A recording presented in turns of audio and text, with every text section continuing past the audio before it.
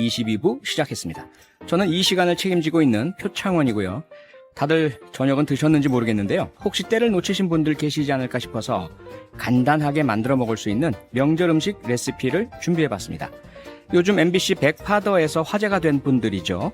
가수 노라조가 알려주는 비대면 초간단 추석 음식. 그럼 한번 들어볼까요?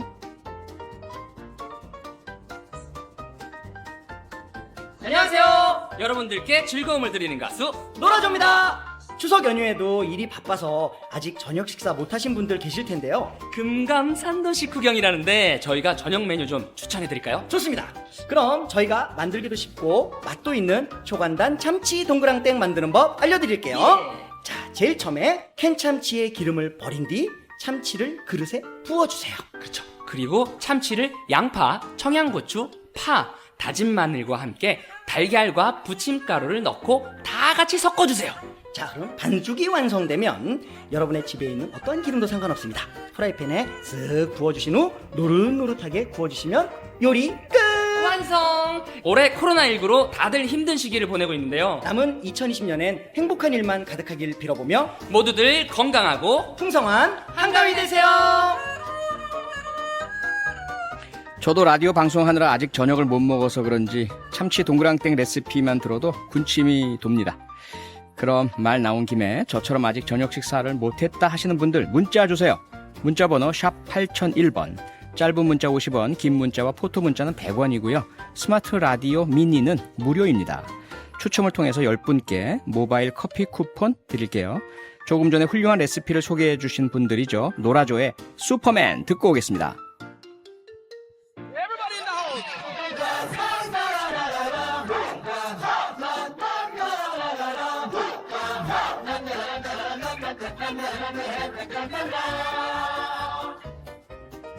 아들아, 지구를 부탁하노라. 아버지, 걱정은 하지 마세요. 바지 위에 팬티. 노라조의 슈퍼맨 듣고 왔습니다. 0470님, 오늘 당직 후 이제 퇴근합니다. 참치 동그랑땡 군침이 도네요. 3350님, 추석 음식 준비하느라 너무 힘드네요. 커피 한 번 쏴주세요. 유. 0915님, 표디, 이것저것 준비하느라 아직 저녁을 못 먹었어요. 커피라도 먹었으면 좋겠습니다. 저녁을 드시고 커피를 드셔야죠. 7770님, 시골 내려가느라 아직 저녁을 못 먹었어요. 도착하면 참치 동그랑땡 레시피 도전해봐야겠어요. 즐거운 한가위 되셔요. 이렇게 문자들 많이 보내주셨습니다. 소개되신 분들에다가 6분을 더 뽑아서 총 10분에게 커피 쿠폰 보내드리겠습니다. 식사는 꼭 하시고 커피 드십시오. 그럼 저는 광고 듣고 돌아오겠습니다. 추석 연휴의 첫날 문득 이런 궁금증이 생겼습니다. 도대체 이 추석이라는 풍습은 언제부터 시작이 됐을까? 그리고 시대의 변화에 따라서 추석의 풍습들은 얼마나 달라졌을까? 어떠세요? 저만 궁금한 건 아니죠? 그래서 우리에게 명쾌한 답을 주실 분을 모셨습니다. MBC 라디오 타박타박 세계사의 진행을 맡고 계신 분이고요. 책 1페이지 한국사 365의 저자이기도 하시죠. 심용환 작가입니다. 안녕하세요. 네, 안녕하세요. 심용환입니다. 네. 예, 추석날 이렇게 불러내서 상당히 기분 나쁜 표정이시네요. 기분 나쁘다기보다는요. 네. 제가 요 라디오 MBC 라디오와 인연을 쌓았다 보니 예. 어느 시점부터 이렇게 약간 볼트 너트처럼 된다는. 볼트와 너트. 야, 좀 필요해. 와봐. 이러면 제가 또 당연히 올 것처럼 기대를 하고. 네네. 그러면 안 오면 이상해지는 약간 그런 게 있어서요. 네. 이왕 오는 거 즐거운 마음으로 오자. 네. 또 제가 또 표 의원님 워낙 팬이니까 아이고. 겸사겸사해서 왔습니다. 고맙습니다. 네. 오늘 나오셔서 너무 감사하고요. 네. 추석하면 사람들마다 다 이렇게 좀 다른 게 떠오를 것 같아요. 저는 추석하면 어렸을 때 네. 동네에서 친구들하고 놀던 게 그 추억이 떠오르거든요. 심영원 작가에겐 추석하면 뭐가 떠오르세요? 저는 이제 집안에 사실 장손이어서 네. 엄격한 제의 뭐 이런 거 떠오르고 한편에서 이제 그렇게 좀 엄하셨던 아버지께서 이제 나이가 들어가시고 네. 어느덧 이제 가정의 중심이 이제 제가 되고 이런 걸 보면서 좀 약간 좀 쓸쓸해진 약간 슬픈 저는 약간 그런 이게 뭐 좀 행복한 얘기도 있겠지만 예. 그래도 이렇게 어떤 그 아버지의 좀 근엄한 모습을 보다가 이제는 또 아버지도 막연하게 엄하거나 그냥 정말 큰 어른이라고만 생각했는데 어느덧 이제 아버지가 이제 노년이 되시고 제가 또 아버지의 그런 자리를 차지하는 과정이 예. 그냥 약간 약간 이게 달콤 씁쓸한 아하. 그런 기분이 좀 저는 좀 강한 것 감상 같아요. 쪽이 되시는군요. 네네. 네.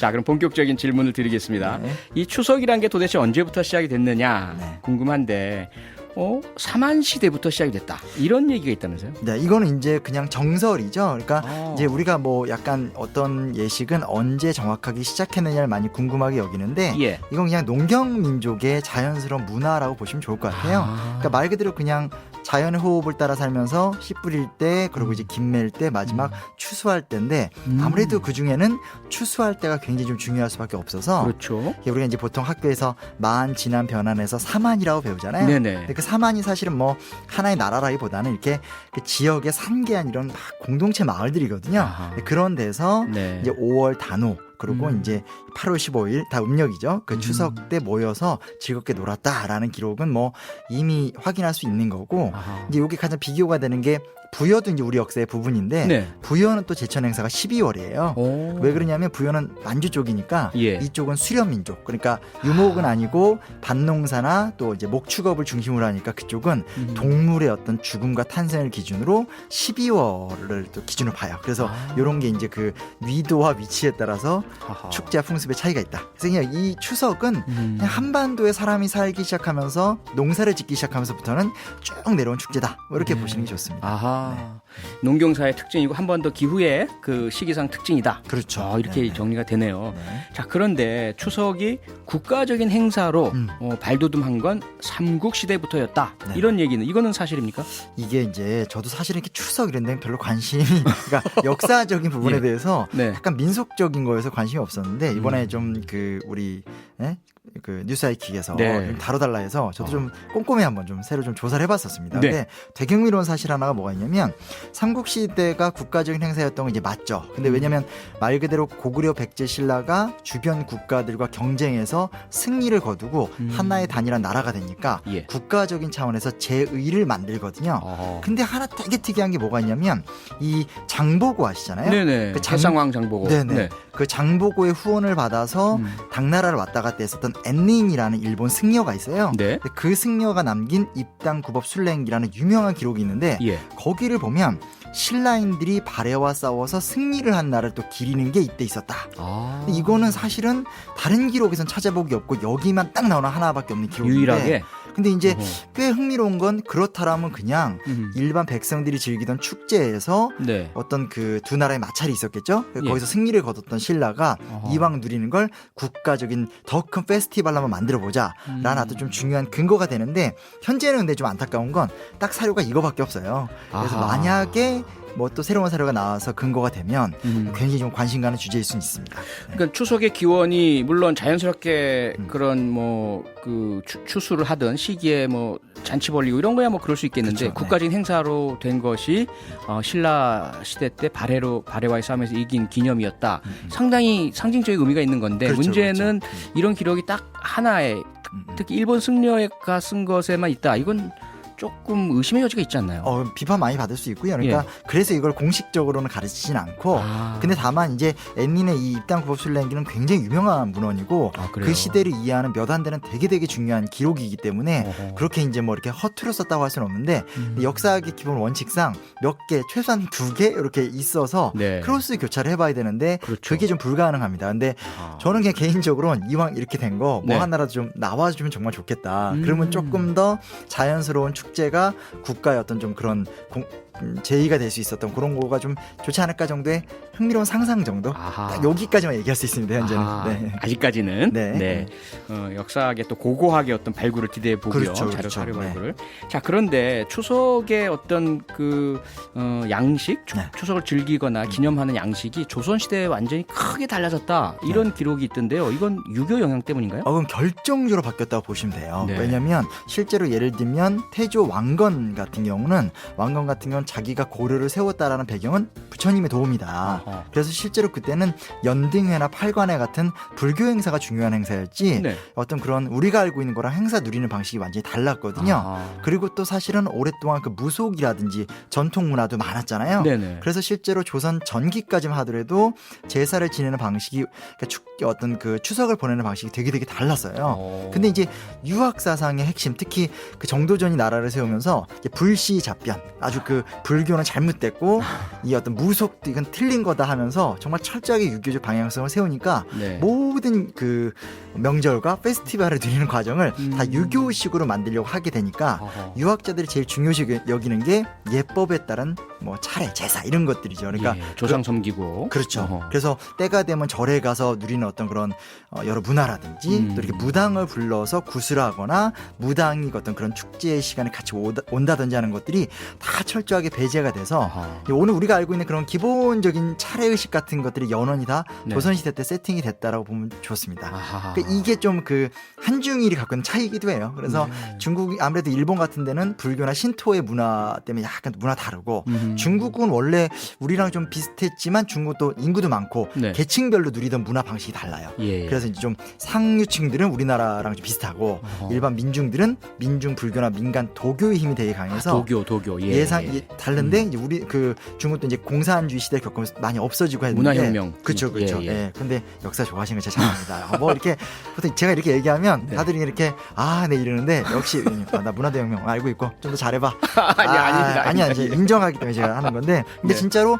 그러면서 우리나라는 좀 그러니까 물론 이제 차례상의 모양이나 음. 제사 지내는 방식은 사실 이제 대한민국 이후에 규격화된 게 좀 있지만 네. 그래도 어떤 이런 시스템 자체는 유교화된 거는 조선왕조 500년을 통해서 확 바뀌었다는 거 정도 알고 있을 필요가 있습니다. 예. 그러니까 중국이 뭐 상류층은 우리와 비슷하고 서민층, 하류층은 뭐 도교라든지 불교라든지 다른 다양성이 있었다 말씀 주셨지만 네, 우리나라도 네. 조선 시대에도 왕궁과 왕궁 밖이 다르지 않았을까요? 왕궁에서는 어땠습니까? 초성 모습이? 이게 이제 결정적인 문제가 뭐냐면 이게 문제라기보다는 네.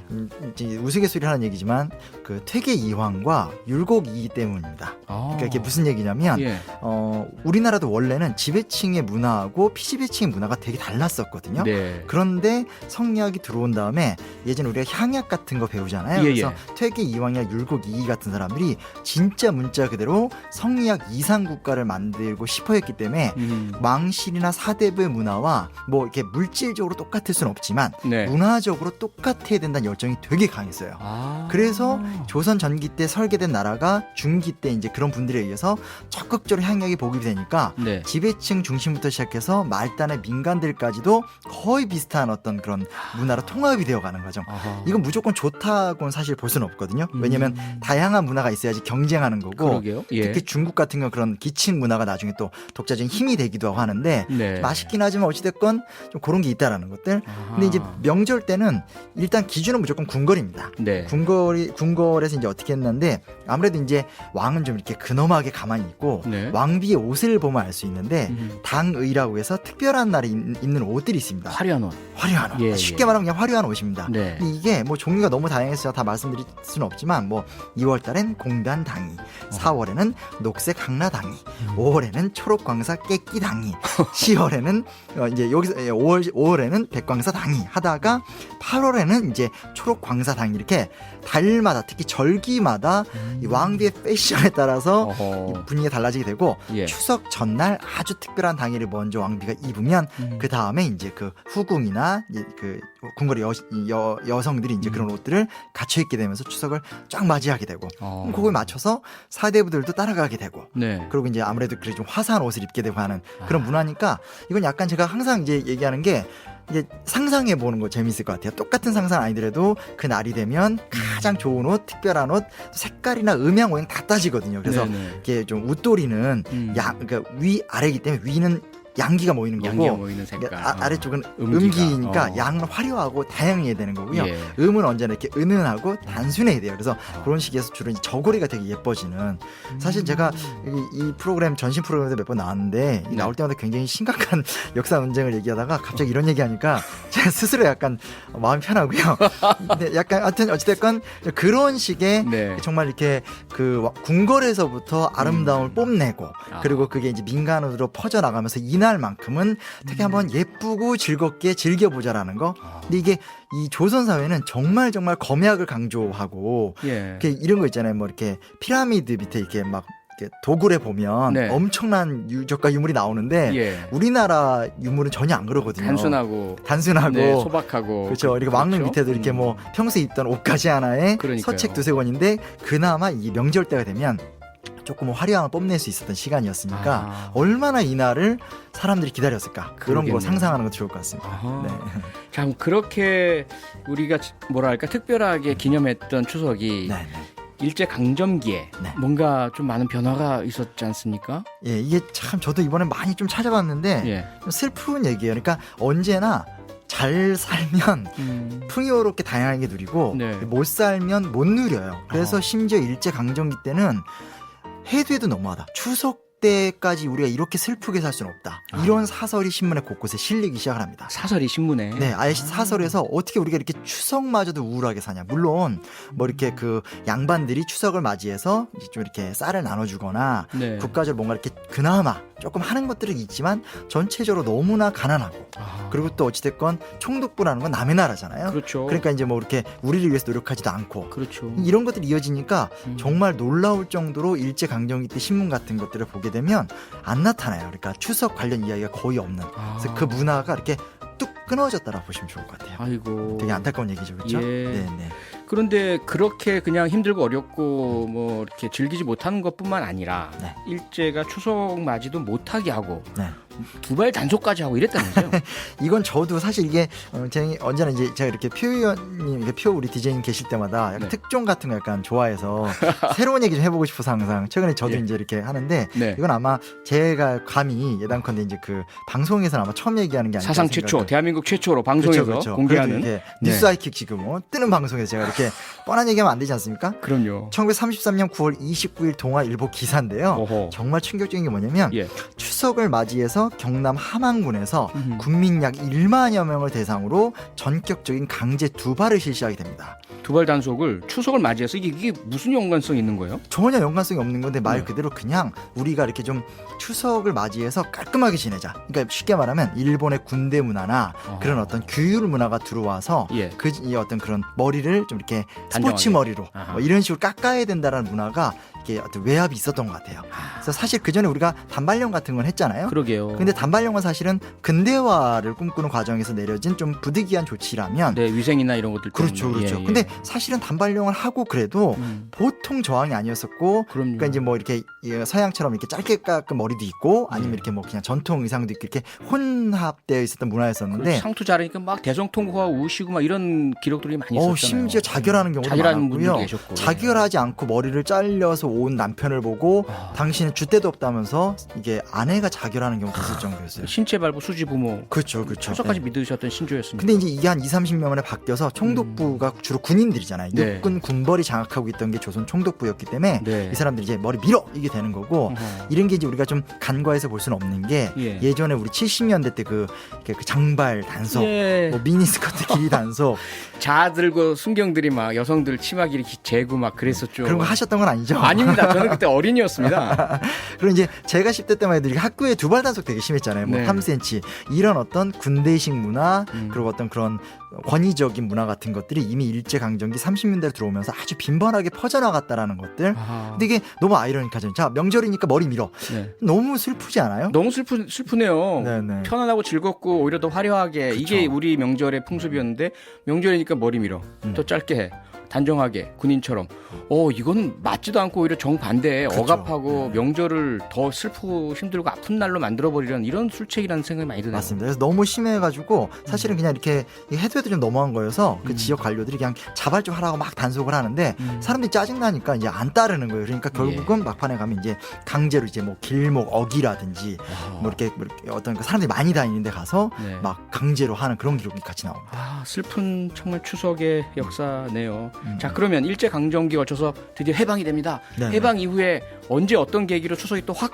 이렇게 바뀌나요? 일단은 산업화입니다. 결국은 아. 그래도 어찌됐건 가난을 극복하는 기간이 이제 60년대이기 때문에 네. 60년대 중반이 딱 지나가게 되면서 비로소 추석맞이 우리가 갖고 있는 그런 느낌 있잖아요. 추석이 되면 뭐 선물 꾸러미도 사고 예. 누구도 만나고 이런 송편 먹고. 그렇죠, 그렇죠. 예. 예. 그런 기사가 제일 처음 등장하는 게 60년대 후반이고요. 아. 70년대 들어와서 본격화가 돼요. 근데 흥미로운 게 뭐냐면 이때쯤 되면 기사도 되게 좀 지금은 진짜 상상할 수 없는 기사인데요. 이렇게 네. 그 기사 제목 자체가 박 대통령 각하께서 특별 지시. 그래서 그 뭐 추석 이렇게- 특별 지시. 네, 그래서 예를 들면 이제 그 강제로 물가를 앙등시키는 거 있잖아요. 그래서 네네. 물가 앙등 억제 조처 아. 혹은 경기 부양 지시 이런 식으로 네. 어떤 이 날은 내가 너희들을 지켜주겠다. 이런 식의 사실 지금도 물론 이제 대통령이 하는 어떤 액션에 대해서 이렇게 잘 보도를 하긴 하지만 예. 이건 너무 좀 이렇게 거의 이렇게 뭐라고 할 수 있죠? 왕의 군주 같은. 그쵸, 조설에 있는 것 딱 같은. 그게 느껴지네요. 네, 근데 그게 80년대까지 뭐 전 대통령 각하께서 그 땡전 뉴스라 그랬잖아요. 그렇죠, 땡, 그렇죠. 9시 땡 하면은 전 대통령가 하는 뭐 이렇게 그렇죠, 그렇죠. 근데 이제 이 기사 이면에는 네. 아 드디어 추석 때가 되면 경기가 확실히 뜨거워지고 아. 사람들의 소비 심리가 올라가니까 그로 인해서 이제 물가를 그러니까 앙등되는 현상이 있구나 좀 알 수 있게 된다라고 할 수 있고요. 아하. 60년대 후반부터 드디어 이제 사람들이 막 백화점에 몰려들고 네. 시장을 잘 안 간다. 네. 그러니까 요즘 말하면 대형 마트에 가고 시장에 안 간다. 이런 식의 이야기들이 또 이제 처음 등장하게 되는 게 아하. 70년대니까 예. 그러니까 이렇게 생각하시면 됩니다. 그 우리가 기원 초부터 약 2000년간 참 즐겁게 그래도 네. 뭐 가진 건 별로 없고 농경 민족이더라도 자연스럽게 그 농경의 결과를 누리면서 한 2000년을 보내다가 네. 일제강점기를 겪으면서 완전히 바닷가에 내려갔다가 한 7, 80년 지나면서 드디어 이제 다시금 변화가 생겼다. 아하. 그런 게 이제 70년대다. 이렇게 봐주시면 좋을 것 같습니다. 네. 지금 막 문자가 많이 들어오는데요. 네. 0915님, 타박타박 박사님, 재미있게 역사 설명도 해주셔서 잘 듣고 있습니다. 감사합니다. 뭐 이렇게 네, 감사합니다. 오셨고요. 아니, 뭐 할 게 많은데 벌써 시간이 다 됐다고. 예, 뭐 10년 단위 준비하는데요. 큰일 났네. 큰일 났네요, 진짜. 네네. 네. 다음에 혹시 시간이 더 마련되면 그때 나머지 80년대, 90년대, 오늘까지 이어진 추석의 역사 짚어주시면 감사할 것 같고요. 알겠습니다.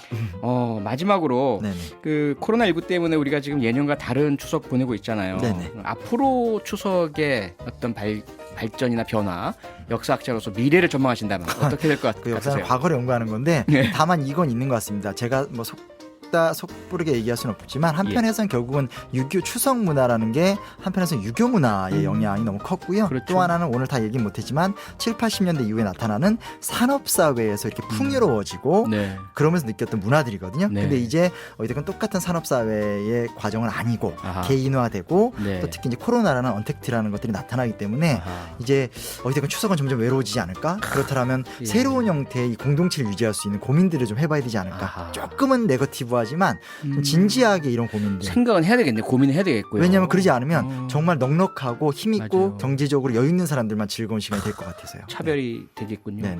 네, 벌써 마칠 시간 다 됐고요. 덕분에 추석에 대한 상식이 하나 더 늘었습니다. 추석 연휴에도 나와주셔서 너무 감사하고요. 추석 잘 보내세요, 심영환 네, 작가님. 감사합니다. 네, 지금까지 MBC 라디오 타박타박 세계사 진행 맡고 있는 심용환 작가였습니다. 잠시 후 8시 5분부터는 원더풀 라디오 강수지입니다와 함께하는 MBC 라디오 추석 특별 생방송 우린 추석이 좋다가 방송됩니다. 도로 상황 알아볼까요? 최수연 리포터. 네, 귀경길 어디 밀리는 곳 찾기가 어렵습니다. 정체가 일찍 해소가 되면서 전 구간 원활한 흐름을 되찾았습니다. 다만 수도권과 강원도 일부 지역에 비가 내리고 있는데요. 비는 대부분 저녁에 그치겠지만 강원 영동 지역으로는 추석 당일인 내일 오전까지 이어지겠습니다. 빗길에 사고로 주의해 주시고요. 고장차가 있는 곳이 있습니다. 남해고속도로 순천 방향으로 함안 부근에 고장차가 서 있으니까 잘 피해 가시기 바랍니다. 지금 저녁 식사 시간이죠. 휴게소 이용하실 분들 많으실 텐데요.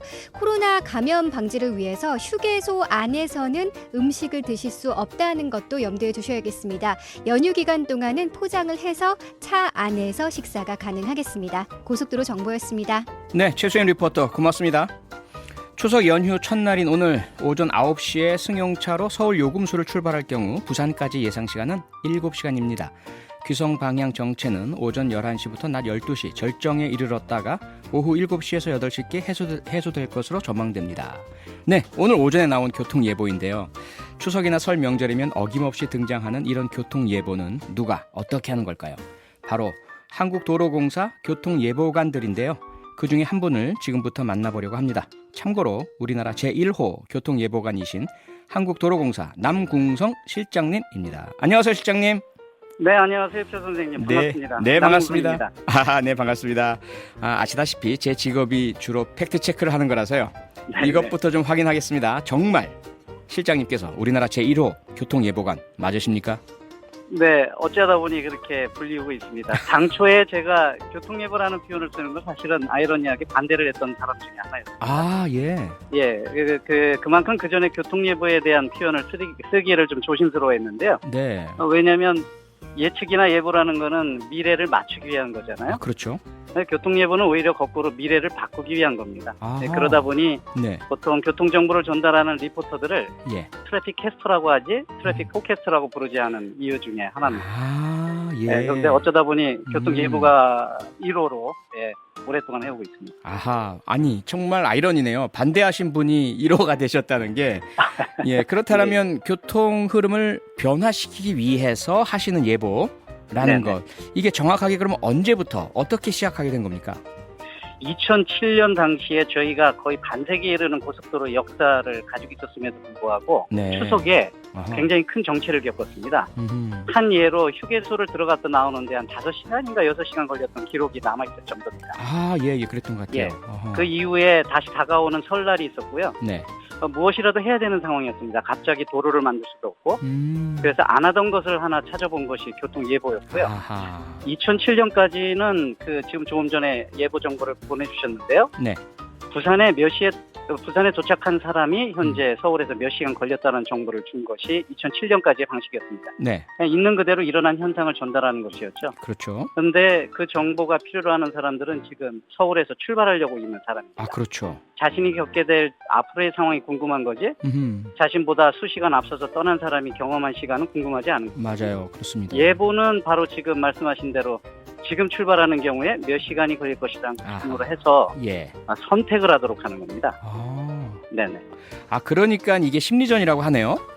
네, 그래서 2008년부터 네. 본격적으로 교통예보가 이루어졌고요. 네. 아마 국민들이 체감하듯이 예전의 그 명절에 비해서 교통이 많이 완화됐음을 느끼실 수가 있을 겁니다. 아, 그래서 그러면은 어떻게 보자면 교통 예보를 하실 때는 앞으로 차를 갖고 출발하실 분들에게 네네. 어떤 방향으로의 때로는 네네. 출발 아예 하지 마십시오. 또는 네네. 막히는 길보다는 막히지 않는 길로 가십시오라는 행동을 유발하고 유도하기 아니라 변화를 하려는 그런 의도가 있다고 봐도 되는 건가요? 예, 맞습니다. 아하. 소위 결론적으로 분산을 목적으로 하는데요. 교통예보는 네. 미래를 맞출 뿐만 아니라 미래를 원하는 의도를 가지고 바꾸고자 하는 겁니다. 그런데 보시면 자동차는 사람이 움직이잖아요. 그렇죠. 이 자동차의 어떤 경로라든가 떠나는 시간을 결정하는 건 사람의 마음입니다. 네. 그래서 교통예보는 미래를 정확하게 전달하되 두 단계를 거칩니다. 네. 하나는 있는 그대로를 얘기하면서 판단을 사람들이 하게 합니다. 예를 들어서 오후 3시에 가장 극심한 정체가 예상이 됩니다. 이게 1단계입니다. 네. 2단계는 오후 3시에 저희가 위도한 정도의 변화가 일어나지 않는다고 판단이 되면 예. 표현을 바꿉니다. 정체에서 극심한에서 연휴 기간 중 가장 긴 여행 시간을 이런 식으로 바꾸는 건데요. 네. 쉽지 않다와 어렵다 이 말은 같은 말이지만 사실 마음에 닿는 정도가 다르죠. 다르죠. 네. 예. 거기가 그렇고 3단계는 적극적으로 해야 되는 상황입니다. 예. 말하자면 권고 정보까지 같이 줍니다. 추석 전날인 경우에 대부분 이런 현상이라 오전에 많이 몰립니다. 오후가 10년의 데이터를 봤을 때 오후가 한산하고요. 네. 대부분 명절 전날은 집에 저녁 시간 전에 도착하는 걸 목표로 가시거든요. 예.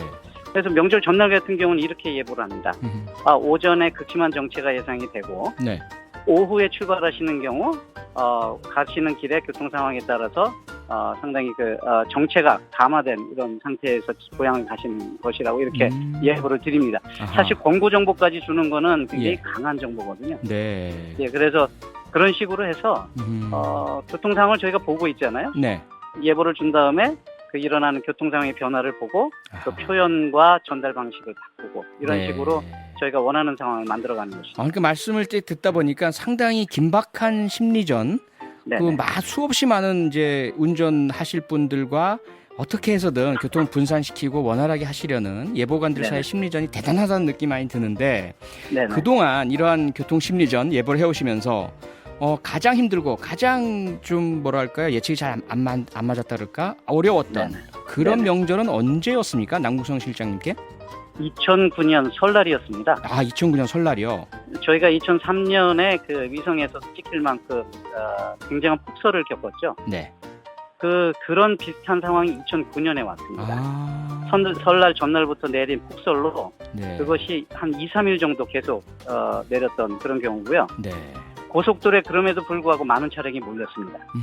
어떠한 정보를 어떤 방식으로 표현을 해도 그 고속도로에 밀려드는 양이 줄지가 않았어요. 저희가 네. 추정하기인데 어허. 그 다음 날도 바로 폭설 예보가 있었거든요. 네네. 그날 가지 않더라도 다음 날 갈 사람은 어차피 가야 될 길이기 때문에 그대로 들어오셨던 것 같아요.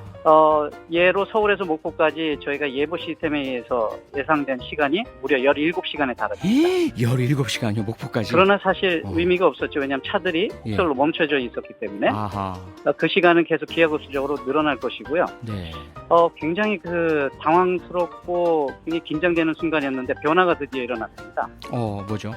예보가 의미가 없다고 생각을 하고 네. 기자실에 예보 중단이라는 A4 용지 하나를 붙여놨습니다. 아이고. 그 다음부터 모든 방송 할 때 그 아래에 들어가는 예보 정보 있지 않습니까? 네네. 서울에서 대전까지 몇 시간? 서울에서 예. 그것이 사라지고 아하. 시작하는 멘트가 현재 예보가 중단될 만큼 이런 표현들이 나가기 시작했습니다. 아하. 그 다음부터 고속도로에 들어오는 차량들이 줄기 시작했고요. 네. 결국 저희가 그 위기를 극복할 수 있었던 겁니다. 이야, 정말 긴박한 상황들이었네요. 힘들고 어렵고. 예. 아이고, 벌써 너무 재밌게 얘기를 해주셔서 시간이 금방 지나가서요. 이번 추석 교통 상황은 과연 어떠실 것으로 보시는지 마지막으로 간략하게 좀 예보 부탁드리겠습니다. 네.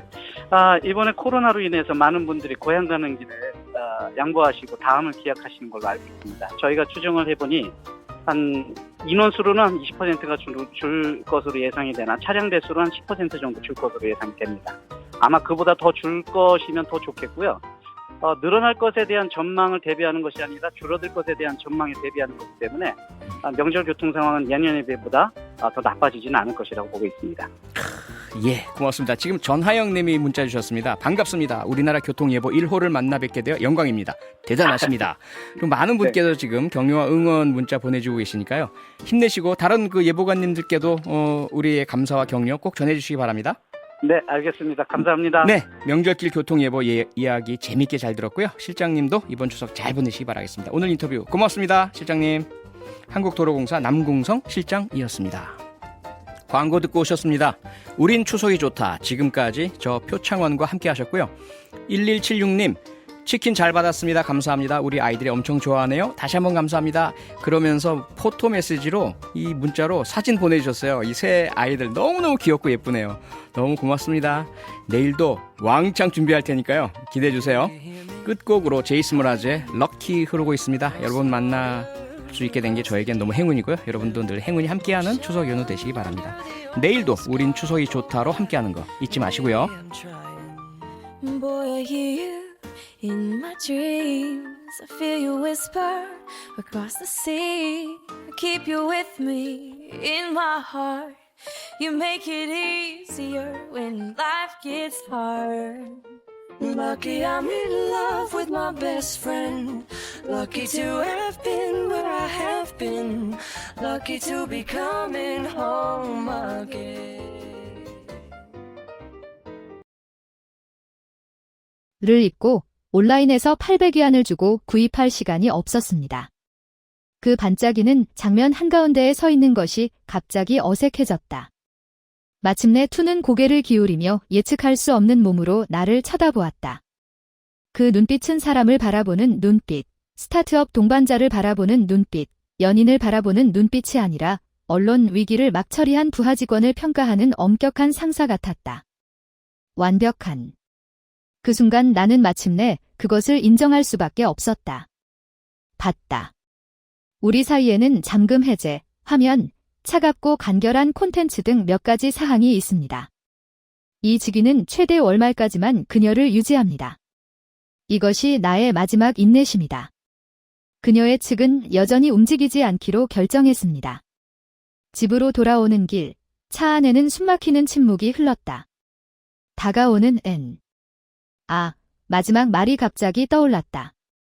이번이 마지막입니다. 그는 좌석의 등을 기대고 앞 유리 바깥에서 번갈아가는 빨간색과 파란색 불빛을 눈으로 쫓았습니다. 나를 시험하기 위해 이것을 사용한 것은 이번이 마지막입니다. 이전에는 결혼 때문에 그 사람과 함께 했습니다. 하지만 오늘 밤에 설명했어요. 나 역시 그런 상황을 예상하지 못했다. 옳고 그름을 구별하지 못하고 나를 그렇게 비난하는군요. 나는 설명하려고 노력했지만 분명히 그는 듣지 않았습니다. 요컨대 나는 더 이상 이런 무의미한 사교 행사에 시간을 낭비하지 않을 것입니다. 나중에 직업이 생기면 회사에 직접 와서 저를 찾아 얼굴을 보여주세요. 나도 그들이 문을 닫도록 놔두지 않을 것이다. 그는 자신의 운명을 받아들이는 듯 마지막 몇 초 동안 말을 멈추고 한숨을 쉬었다. 나는 결혼하고 싶은 게 아니다.